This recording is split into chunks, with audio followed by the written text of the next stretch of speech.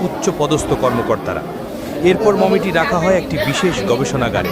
গবেষণায় অংশ নেন শীর্ষ সার্জন, সংরক্ষণ বিশেষজ্ঞ, প্রত্নতত্ত্ববিদ এবং গবেষকরা।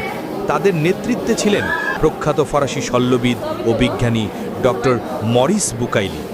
বিশ্বসেরা প্যাথোলজিস্ট, প্রত্নতত্ত্ববিদ ও সার্জনদের একটি টিম ফেরাউনের মৃত্যুর রহস্য ও দেহ সংরক্ষণের রহস্য উদ্ঘাটন করবেন। ঘণ্টার পর ঘণ্টা গবেষণার পর ডক্টর বুকাইলি এক চাঞ্চল্যকর সত্য আবিষ্কার করলেন। ফেরাউনের দেহকোষে লবণের স্ফটিক। এটাই চূড়ান্ত প্রমাণ ফেরাউন ডুবে মারা গিয়েছিলেন। তার দেহ সাগর থেকে উদ্ধার করে মমি করা হয়েছিল। কিন্তু এখন বুকাইলের মনে নতুন প্রশ্ন, অন্য মমিদের চেয়ে ফেরাউনের দেহই কেন এত অবিকৃত? যখন তিনি রিপোর্ট লেখেন ফেরাউন ডুবে মারা গেছেন, তখন এক মুসলিম সহকর্মী সতর্ক করলেন, ডক্টর, এই ফলাফল প্রকাশে সতর্ক হন, এটি কোরআনের বর্ণনার সাথে